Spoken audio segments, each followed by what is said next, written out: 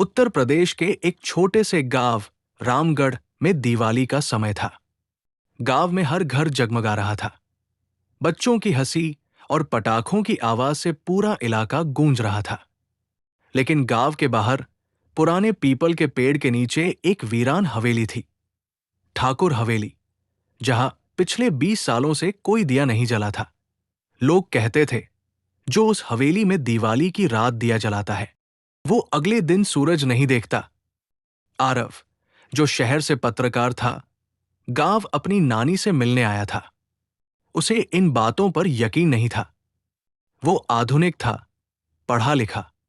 जब गांव वालों ने उसे ठाकुर हवेली के बारे में बताया, तो उसने हंसते हुए कहा, अगर वहां भूत है तो मैं उसे कैमरे में कैद करूंगा।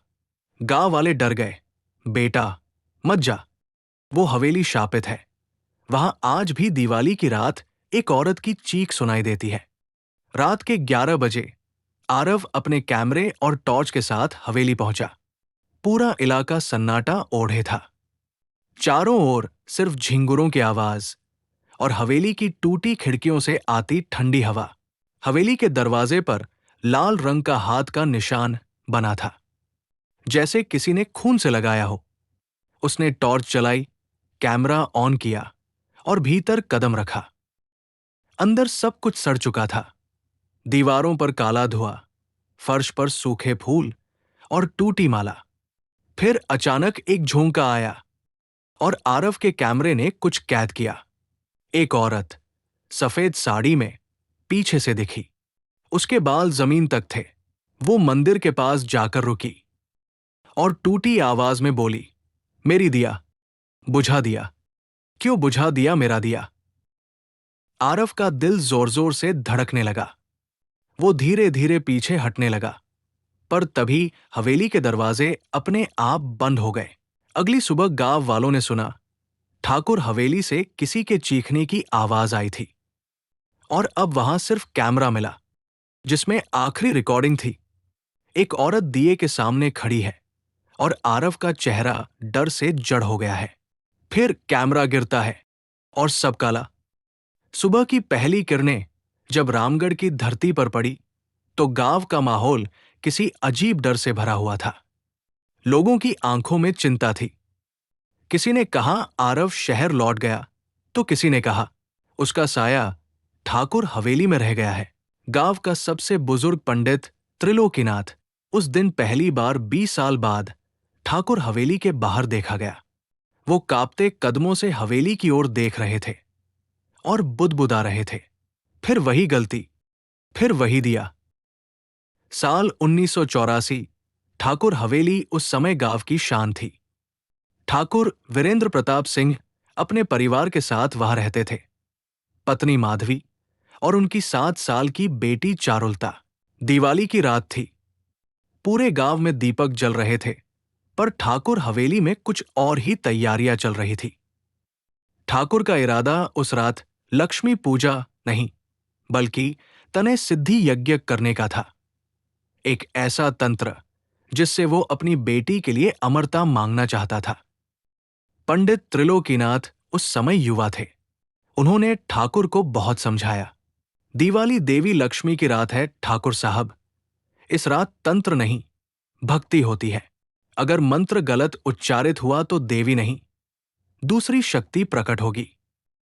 पर ठाकुर नहीं माने। उन्होंने अपनी हवेली के गर्भगृह में वो यज्ञ किया। मंत्र अधूरा रह गया और तभी वहां जोरदार तूफान उठा।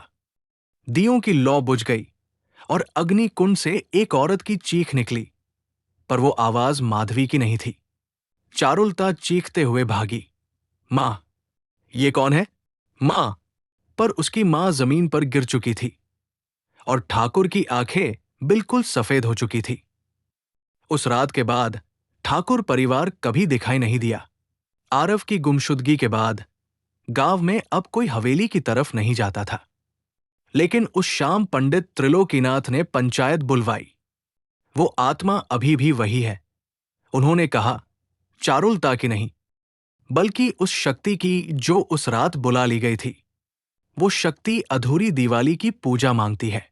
जिस घर में दिया बुझा दिया जाए, वहां कोई न कोई मरता है जब तक वह दिया दोबारा हवेली में नहीं जलाया जाता।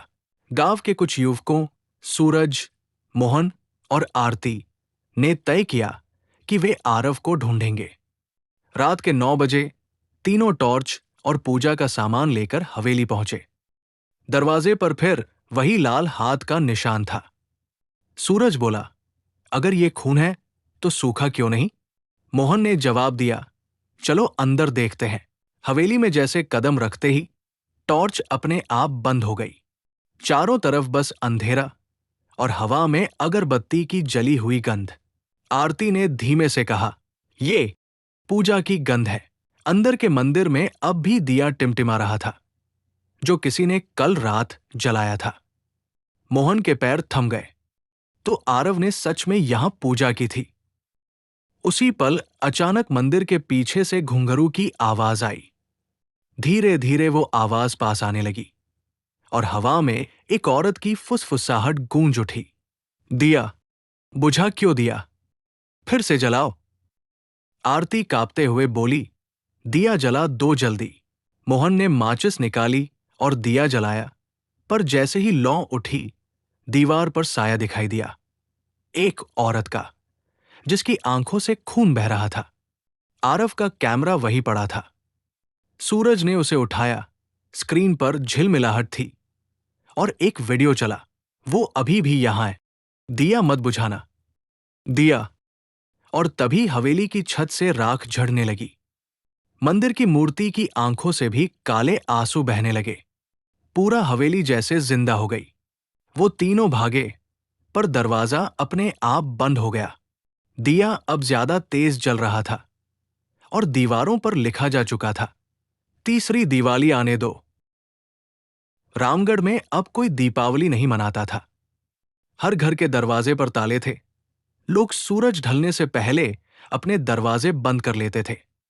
बच्चे पटाखों की जगह अब मंत्रों की आवाज सुनते थे, क्योंकि सबको पता था तीसरी दिवाली आ रही है और वो हवेली अपना वादा पूरा करेगी। पिछली दिवाली के बाद से सूरज, मोहन और आरती तीनों गायब हो गए थे। सिर्फ एक चीज मिली थी, आरव का कैमरा, जिसके अंदर रिकॉर्ड हुआ आखिरी शब्द था, तीसरी दिवाली आने दो।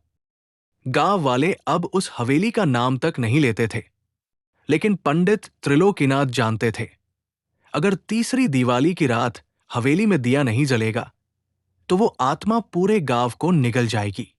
उन्होंने अपनी जान की परवाह किए बिना फैसला किया, इस बार मैं खुद दिया जलाऊंगा। उन्होंने मंदिर से गंगा जल, कपूर और पीतल का दिया लिया और एक आखिरी बार ठाकुर हवेली की ओर निकल पड़े। साथ ही एक लड़की, काव्या, जो आरव की बहन थी। वो भाई को ढूंढने आई थी, पर अब उसे सिर्फ एक चीज चाहिए थी, सच्चाई। रात के ठीक 12 बजे दोनों हवेली पहुंचे। आसमान में कोई तारा नहीं था। पूरा गांव अंधेरे में डूबा हुआ था। सिर्फ हवेली के अंदर कहीं से टिमटिमाती रोशनी आ रही थी। जैसे ही उन्होंने अंदर कदम रखा, हवा ठंडी नहीं, जमी हुई लग रही थी। दीवारों पर पुरानी तस्वीरें थी, ठाकुर परिवार की। एक तस्वीर में चारुलता मुस्कुरा रही थी, पर जब काव्या ने गौर से देखा तो उसकी मुस्कान बदल गई। अब वो काव्या जैसा चेहरा था। काव्या डरकर बोली, ये मेरी जैसी क्यों लग रही है? त्रिलोकीनाथ ने धीमे स्वर में कहा, क्योंकि तुम ही वो अधूरी आत्मा हो। ठाकुर ने उसी रात तुम्हारी आत्मा को बुलाया था और वो तब से इस हवेली में भटक रही है। काव्या के पैरों तले जमीन खिसक गई। नहीं, मैं तो इंसान हूं। पंडित बोले, तुम इंसान हो, पर तुम्हारे भीतर उसकी आधी आत्मा है। आज अगर तुम दिया जलाओगी तो वो आत्मा मुक्त होगी, वरना पूरा गांव खा जाएगी। काव्या ने कांपते हाथों से दिया जलाया। जैसे ही लौ उठी, हवेली कांप उठी। फर्श से राख उड़ने लगी, दीवारों से खून बहने लगा और मंदिर की मूर्ति फटी। उसके अंदर से वही औरत निकली, सफेद साड़ी में, चेहरा काला, आंखें जलती हुई। उसकी आवाज हवा में गूंज उठी, 3 दिवाली, 3 बलि, और अब चौथी शुरू होगी। काव्या चीख उठी, तू कौन है? वो आत्मा हंस पड़ी। माधवी, ठाकुर की पत्नी। उसने मुझे तंत्र के लिए बलि दी थी। अब उसकी हर पीढ़ी मेरा हिस्सा बनेगी।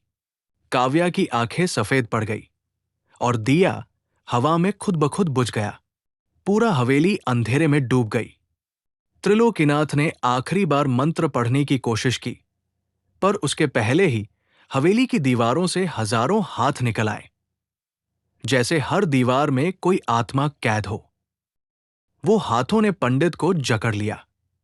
मूर्ति फिर से हिलने लगी और आवाज आई, दिवाली खत्म हो गई, अब मेरी पूजा शुरू होगी।